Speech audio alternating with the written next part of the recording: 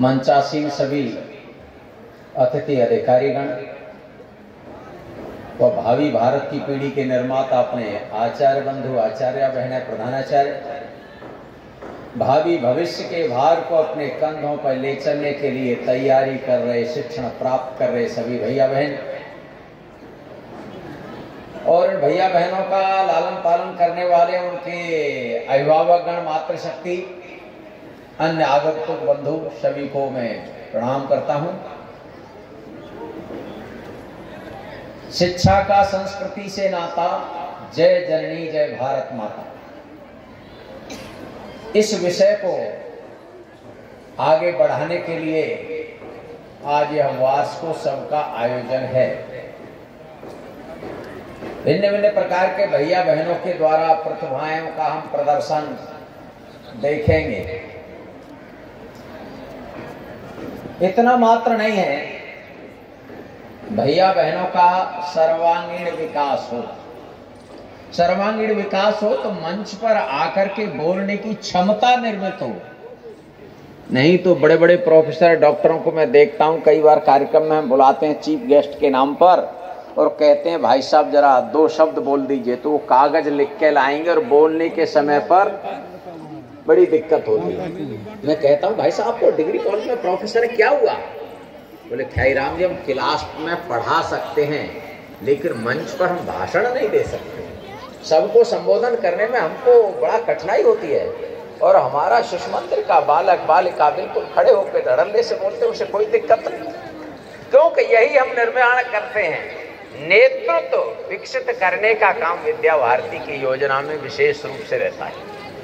इसलिए सर्वांगीण विकास के अंतर्गत यह काम सबसे ऊपर है कि बालक बालिका कोई भी अपनी बात दमदारी से रख सके। पढ़ लिख गए लेकिन अपनी बात नहीं कह पाए, 4 लोगों को प्रभाव नहीं दे पाए तो कुछ नहीं। मैं कई बार उधर दिल्ली के निकट रहने के कारण से देखा, आज वहां जेएनयू के बालक गलत बात को भी साबित करने के लिए अड़ जाते हैं, वामपंथी लोग इस बात के लिए अड़ जाते हैं और हम अपनी सही बात को कहने के लिए दम नहीं रखते या कह नहीं पाते। कोई भी बात, कहीं घटना दुर्घटना कहीं तो हो जाए तो हमारे में से कई लोग कहेंगे पराग खराब हो, ऐसा नहीं होना चाहिए। मैं कहूँगा आपने कुछ किया, अरे हम क्या कर सकते हैं भाई साहब? अरे एक पत्र लिख कर भेज देते ताकि मैंने समाचार पत्र के लिए ये गलत हो रहा है, ये भी नहीं कर सकते। ये दुर्भाग्य। और वो वामपंथी गलत विचार के लोग अपनी बात को दमदारी से कहते हैं और इतनी दमदारी से कहते हैं कि गलत बात भी उनकी समाज में स्वीकार्यता बढ़ जाती है। लोग कहते हैं यही बात ठीक होगी। ऐसे गलत प्रकार के नैरेटिव आज गढ़े जा रहे हैं, लोग नई नई चीजें प्रचारित कर रहे हैं और हम कहीं भी पिछड़ जाते हैं। तो यहाँ आए हुए सभी बंधुओं से मेरा निवेदन है कि अपने संघ का शताब्दी वर्ष आगे होने वाला है उसमें, क्योंकि विद्या भारती संघ का ही प्रेरित संगठन है, कुछ वहां पंच परिवर्तन की बात कही गई है। उसमें एक परिवर्तन है नागरिक कर्तव्य। हमारा दायित्व क्या है, हमारी जिम्मेदारी क्या है, मैं क्या कर सकता हूं, मेरा समाज के लिए क्या योगदान है, ये कैसे ध्यान में आए। इसलिए यहाँ बैठे हुए समूह से मैं एक अपील करूंगा, प्रार्थना करूंगा, अपने में से अंग्रेजी में हस्ताक्षर कौन कौन करते हैं?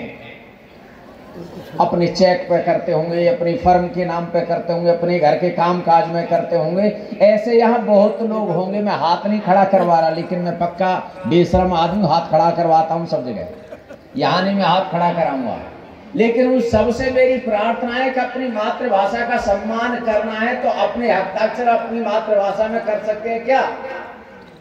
तो संकल्प लेने की आवश्यकता यहाँ बैठा हुआ सब समूह से, अपने हस्ताक्षर भाषा में करना शुरू करिए तो अपनी मातृभाषा का सम्मान होना। विदेशी भाषा के गुलामी की जंजीरों में इतने जकड़ जाएंगे कि अपनी मातृभाषा का सम्मान नहीं करेंगे। तो आप सबसे निवेदन है, प्रार्थना है, विद्या भारती संघ ने यही इसीलिए शुरू की कि शिक्षा के साथ साथ संस्कार और अब राष्ट्रीय शिक्षा के अंतर्गत जो राष्ट्रीय शिक्षा नीति आई है उसमें भारतीय ज्ञान परंपरा आधारित शिक्षण करने की बात है, तो उसमें सबसे पहले है मातृभाषा में शिक्षण। और अनेकों विद्वानों का मत है कि प्रारंभिक शिक्षा अरुण से लेकर के और पंचम तक की शिक्षा मातृभाषा में चाहिए। लेकिन अभिभावकों को समझ में जल्दी नहीं आता, हमारे शिक्षकों को भी समझ में जल्दी नहीं आता। मातृभाषा में पढ़ाएंगे तो भाई साहब बच्चे नहीं मिलेंगे पढ़ाने के लिए।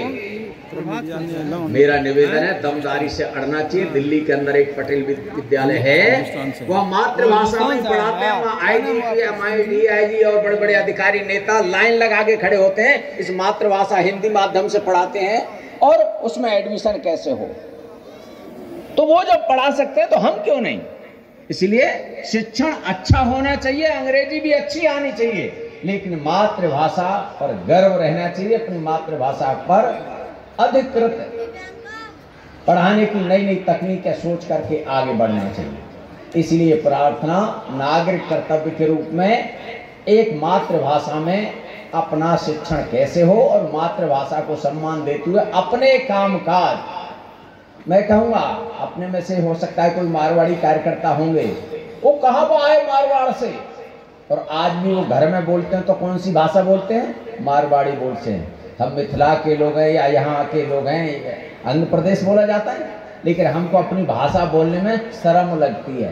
तो वे भाषा बचेगी नहीं अगर शर्म लगेगी तो। भाषा को बचाए रखना है तो दमदारी से बोलना है। इसलिए कभी कभी कोई भाषा अगर गांव देहात की बोले तो हम में से कुछ पढ़े लिखे लोग ये मानते हैं ये कुछ नहीं जानता, ये बेकार है। अरे उसकी मातृभाषा अपने बोल रहा है तो उसको सम्मानित करिए, क्योंकि बचाए रखे हुए हैं मातृभाषा। और संस्कार मातृभाषा में ही ज्यादा है, पाश्चात्य भाषा में संस्कार नाम की चीज नहीं है। आज सभी विद्वान इस बात को कह रहे हैं। इसलिए मैं एक यह निवेदन करते हुए, क्योंकि समय कम है, नागरिक कर्तव्य के नाते से मेरा दायित्व क्या है, मेरी जिम्मेदारी क्या है, ऐसी अनेक सारी बातें हैं। ये दो बातें, एक मातृभाषा का सम्मान और मैं अपने जीवन में स्वदेशी वस्तुओं का प्रयोग कैसे करूं, इस पर ध्यान देने की आवश्यकता। नहीं तो हम दाढ़ी बनाते हैं, ब्लेड कौन सा है, विदेशी। क्रीम लगा रहे हैं, विदेशी। हमारे घर में रसोई में सब जगह विदेशी आ गया और हम कह रहे हैं हमारा देश महान बनेगा, नहीं बन सकता। इसलिए इस बात को भी हम अपने घर परिवार में ध्यान दें। बहनों का श्रृंगार का सामान 90% विदेशी है। जरा पता करिए अपने घर परिवार में, हम कहाँ जा रहे हैं। देश को माने महान बनाना चाहते हैं, विदेशी सामान हम अपने घर में प्रयोग कर रहे हैं, नहीं बनेगा महान। इसलिए अपने देश के प्रधानमंत्री जी ने भी कहा है, लोकल और वोकल की बात कही है, तो अपने स्वदेशी सामान को हम महत्व देंगे। ऐसी दो बातें कहते हुए मैं अपनी बात समाप्त करता हूँ। विद्या भारती के नाते मुझे और बातें बोलनी चाहिए थी, लेकिन मैं जानबूझ के नहीं बोली है कि इस समय आवश्यकता है मूल बात की ओर ध्यान देने के लिए। इतना ही कहते हुए सभी को नमस्कार।